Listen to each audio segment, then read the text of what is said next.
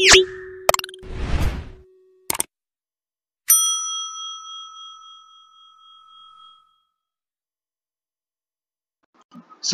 оқушылар.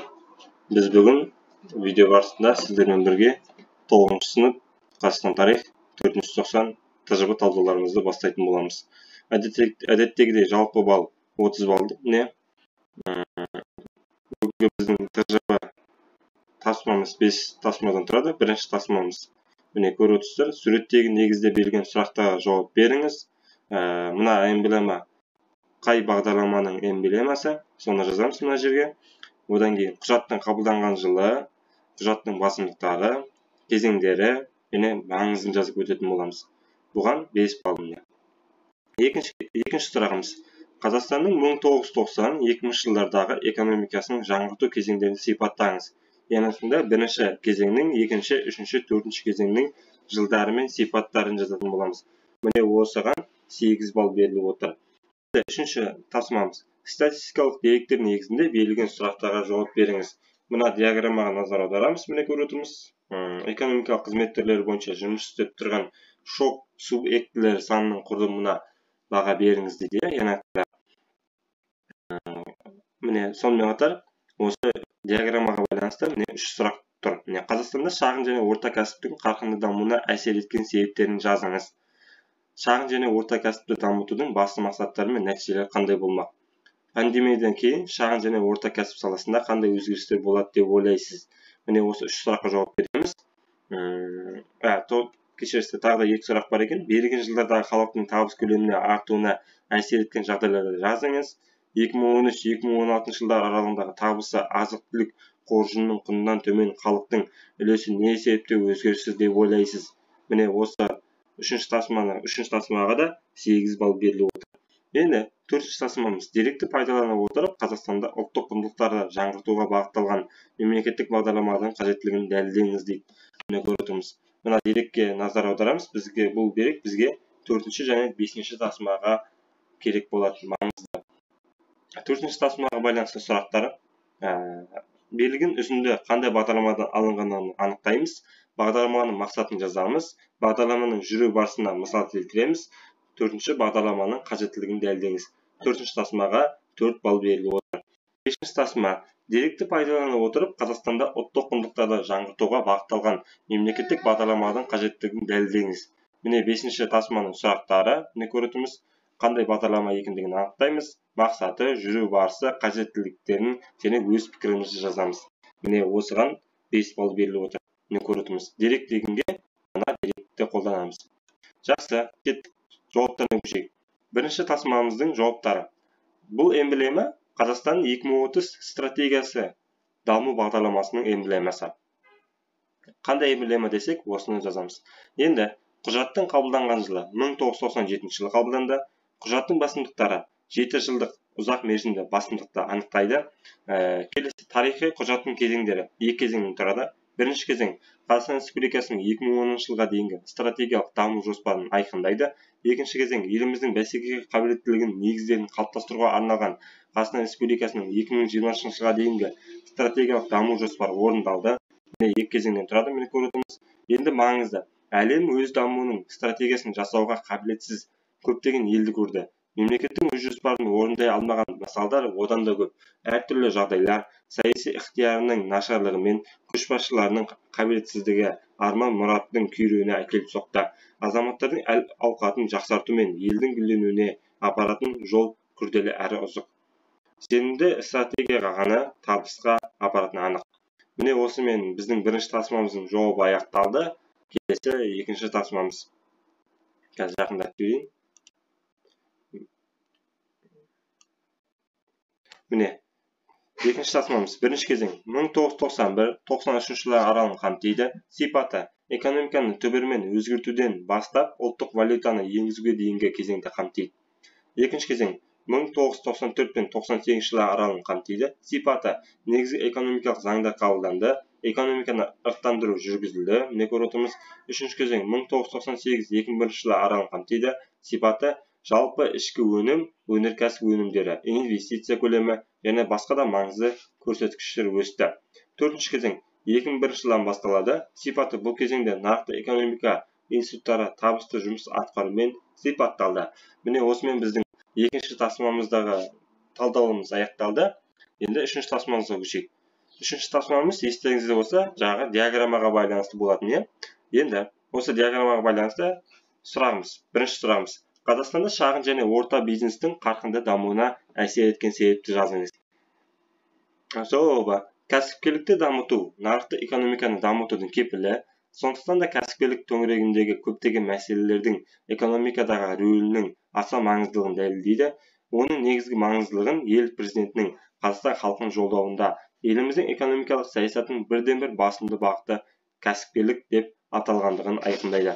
Шағын және орта бизнесті дамытуды басқару еліміздің жүзеге асырып жатқан саясатының стратегиялық мәселесі болып табылады. Кәсіпкерлік қызметті еліміздің шаруашылық қызметінің жандандырғыш күші деп білуіміз керек. Міне осымен біздің үшінші тапсырмамыздың бірінші сұрағы аяқталды.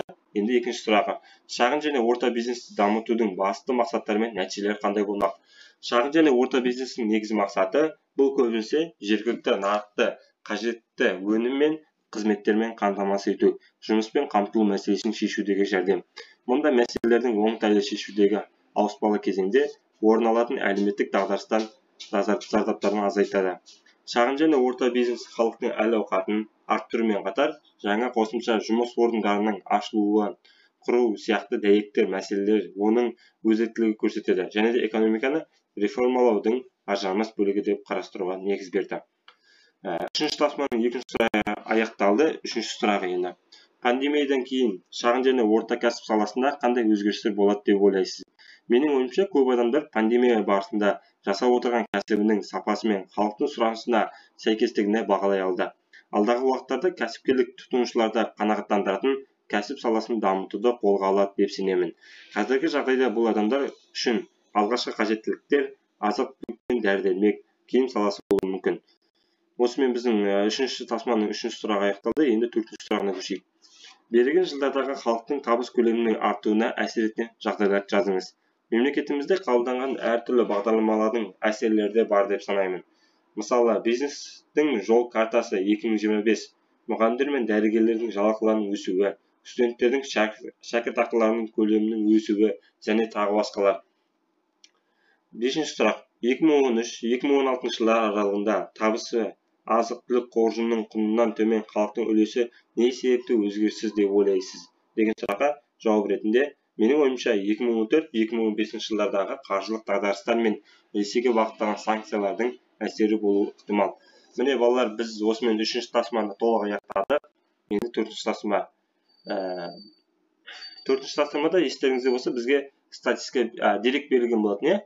Деректе көрсетілген бағдарлама ол мәдени мұра бағдарламасы болатын. Енді бұл бағдарламаның басты мақсаты мәдени, экономикалық, әлеуметтік капитал, жалпы адамзаттың мәдениетінің құрылымдық бөлігі, этнос, қоғам, адам парасатының дамуы, құрылуының бастауы, тарихи естеліктердің маңызды қоймасын жасау мен қорғау бағдарламасы болып табылады. Енді бұл бағдарламаның жүру барысынан мысалдар келтіріңіз. Деректер базасы жасалды, ЮНЕСКО тізіміне енгізілген мәдени және аралас мұра объектілерін күзетудің аумақтары мен өңірлерінің шекарасы белгіленеді. Енді бағдарламаның қажеттілігіне дәлел келтіріңіз. Нұрсұлтан Әбішұлы Назарбаев мәдени мұра бағдарламасын мемлекеттің мәдениетіне қолдау көрсететін стратегиялық ұлттық жоба деп атаған. Бағдарлама халықтың гуманистік курсы және потенциалын көрсетіп, оның тарихи тәжірибесін байытып, болашақтың сенімді тірегі болмақ. Қазақстан тарихында гуманитарлық акция ретінде жүргізілетін мәдени мұра бағдарламасы одан аяқ даму керек. Міне балалар, осымен біз төртінші тапсырманы аяқтадық. Енді келесі бесінші тапсырмамыз.